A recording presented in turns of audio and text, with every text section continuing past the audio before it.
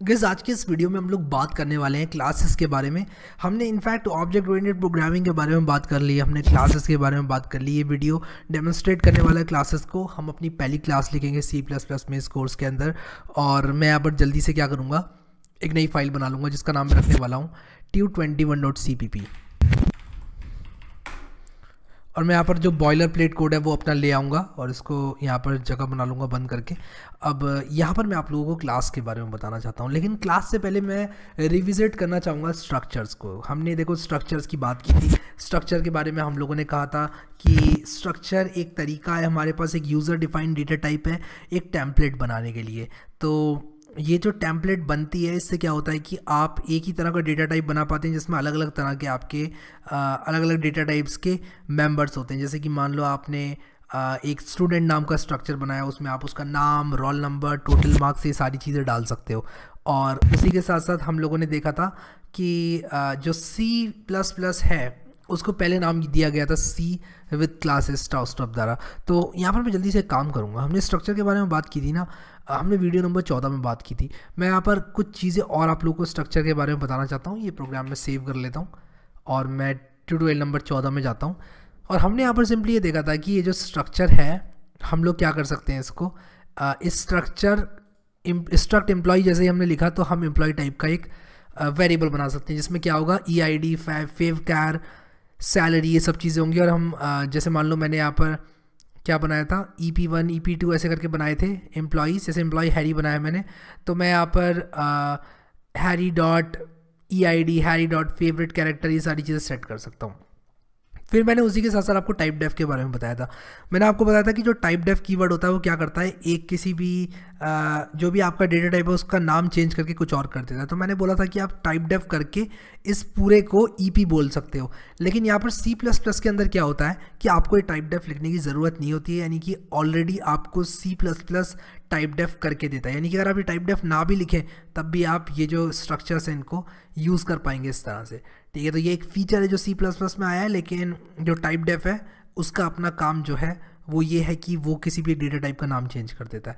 तो यहाँ पर हमने स्ट्रक्चर के बारे में ये सब चीज़ें देखी थी। अब एक बात यहाँ पर मैं आप लोगों को बोलना चाहता हूँ, अगर स्ट्रक्चर इतना पावरफुल है, सब कुछ है स्ट्रक्चर में आप एरे डाल सकते हो, पॉइंटर डाल सकते हो, और आप इंटीजर फ्लोट वगैरह तो डाल ही सकते हो, तो ऐसा क्या हुआ जो हम क्लासेस बना रहे हैं, स्ट्रक्चर से काम नहीं चल सकता क्या? अब यहाँ पर कुछ चीज़ें ऐसी हैं जो कि स्ट्रक्चर में नहीं होती हैं। जैसे कि एग्जांपल ये है कि डेटा हाइडिंग नहीं होती स्ट्रक्चर में। यानी कि आप अगर चाहते हैं कुछ ऐसा करना कि आपका जो डेटा है वो प्रोटेक्टेड रहे, वो डेटा आपका डायरेक्टली एक्सेस ना हो पाए, तो ना, ऐसा नहीं होता, ऐसा कुछ नहीं है स्ट्रक्चर में। स्ट्रक्चर के जो मेंबर्स हैं वो डायरेक्टली आप एक्सेस कर सकते हैं। अब स्ट्रक्चर के अंदर जो जो चीज़ें आप लोगों ने डाली हैं वो एक्सेस की जा सकती हैं कहीं से भी। यानी कि आपके C++ प्रोग्राम में आपने कहीं से भी किसी भी स्ट्रक्चर की कोई भी वैल्यू को एक्सेस कर सकते हैं। अब यहाँ पर स्ट्रक्चर जो होता है वो सेफ़ नहीं है, इसलिए ठीक है। कुछ सिनेरियो में अगर आप लोग कुछ इस तरह की चीज़ें बनाना चाहते हैं, जैसे कि आप एक बैंक का जो अकाउंट है उसको मॉडल करना चाहते हैं, या फिर आप किसी एम्प्लॉई की सैलरी को इंक्रीज़ करना चाहते हैं और आप चाहते हैं वो फंक्शन छुपा रहे और वो फंक्शन ऑटोमेटिकली कुछ कंस्ट्रेंट्स के हिसाब से, कुछ कंडीशंस के हिसाब से रन हो, तो अगर यहाँ पर हमने स्ट्रक्चर बनाया उसमें वो वेरिएबल ऐसे ही डाल दिया तो कहीं से भी उसको एक्सेस किया जा सकता है। एक बड़ी लिमिटेशन ये हो गई। एक दूसरी लिमिटेशन ये है कि जो स्ट्रक्चर है उसके अंदर आप लोग फंक्शन नहीं डाल सकते। अब अगर आप लोगों को फंक्शंस डालने हैं एक बहुत ही कन्वीनियंट तरीके से, तो क्लास एक बहुत अच्छा ऑप्शन है। तो हमने यहाँ पर ये देख लिया कि स्ट्रक्चर क्यों नहीं बनाए, क्लास क्यों बनाए। अब स्ट्रक्चर को बिल्कुल आप लोग यूज़ करें, ऐसा नहीं है स्ट्रक्चर को यूज़ नहीं करना है, बट क्लास को क्या चीज़ अलग बनाती है इस बारे में मैं बात करना चाहता था। तो हमने यहाँ पर देखा कि स्ट्रक्चर में टाइप डेफ को ओमिट किया जा सकता है। उसी के साथ साथ हमने ये देखा कि स्ट्रक्चर से बेटर रियल वर्ल्ड सिस्टम्स को मॉडल करने के लिए क्लास है।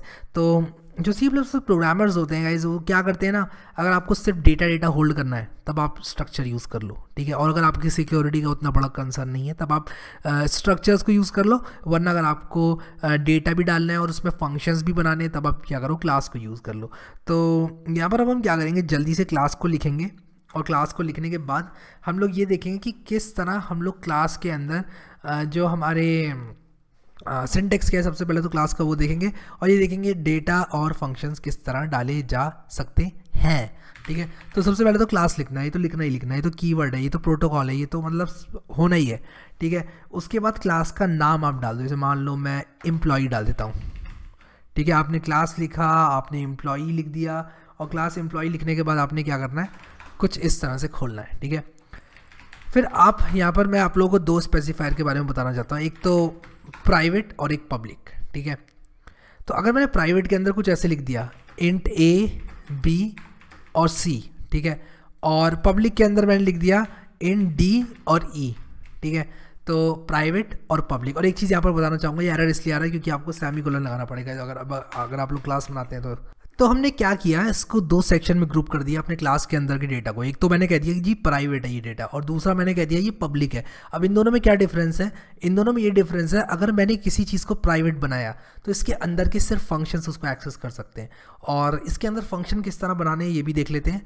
तो मैं जल्दी से काम करता हूँ, पहले आप लोगों को यहाँ पर इसको समझा देता हूँ। यहाँ पर मैंने जैसे कि एक वेरिएबल बनाया, उसके बाद मैं क्या कर सकता हूँ, इसके अंदर कुछ फंक्शंस भी बना सकता हूँ। अब यहाँ पर ज़रूरी नहीं है कि मुझे फंक्शन मतलब इम्प्लीमेंट ही करने हैं। मैं यहाँ पर मान लो कुछ इस तरह से डालता हूँ वॉइड सेट डेटा, जो कि डेटा को सेट करेगा, और ए बी और सी, मान लो मैं ए बी और सी सेट करना चाहता हूँ, और उसी के साथ साथ एक गेट डेटा। और गेट डेटा क्या करेगा, मेरा रिटर्न करेगा, क्या रिटर्न नहीं करेगा सॉरी, प्रिंट कर देगा डेटा को, रिटर्न वॉइड करेगा, और इसमें जो डेटा है उसको रिटर्न कर देगा, यानी कि प्रिंट कर देगा। सॉरी मैं रिटर्न गलत बोल रहा हूँ, मुझे प्रिंट बोलना चाहिए। अब यहाँ पर देखो मैंने वॉइड सेट डेटा लिखा और ए बी और सी लिखा, तो यहाँ पर क्योंकि ये इंट है मुझे यहाँ पर इंट भी लिखना पड़ेगा, वरना बात जो है वो गलत हो जाएगी। तो इंट ए इंट बी इंट सी मैंने लिख दिया। अब यहाँ पर ज़रूरी नहीं है कि मैं इसको इम्प्लीमेंट करूँ फंक्शन को यहीं के यहीं, मैं फंक्शन को बाद में भी इम्प्लीमेंट कर सकता हूँ, यहीं के यहीं भी इम्प्लीमेंट कर सकता हूँ। ठीक है, लेकिन मैं भी क्या करूँगा, इसको बाद में इम्प्लीमेंट करना पसंद करूँगा। तो मैं आप लोगों को ये दिखाना चाहता हूँ कि बाद में किस तरह इम्प्लीमेंट किया जाता है। खैर एक चीज़ और आपको बताता हूँ कि आप अगर चाहें तो फंक्शन को यहीं के यहीं इम्प्लीमेंट कर सकते हैं, और आप दी वैल्यू ऑफ ए इज़, और उसके बाद ए लिख सकते हैं, और फिर उसके बाद एंडल लिख सकते हैं।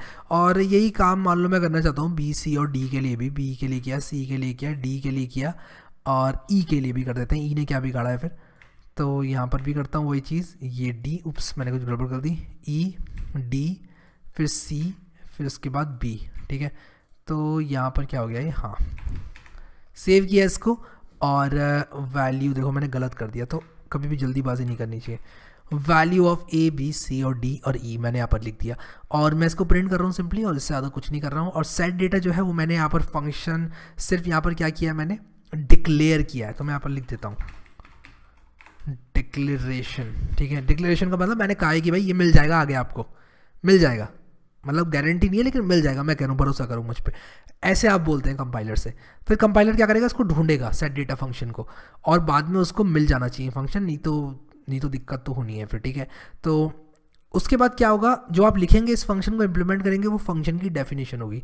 तो खैर अभी मैं एक काम करूँगा, सेट डेटा फंक्शन को यहीं कहीं ना लिख के बाहर लिखूंगा, और उसका तरीका आपको बताता हूँ क्या होता है।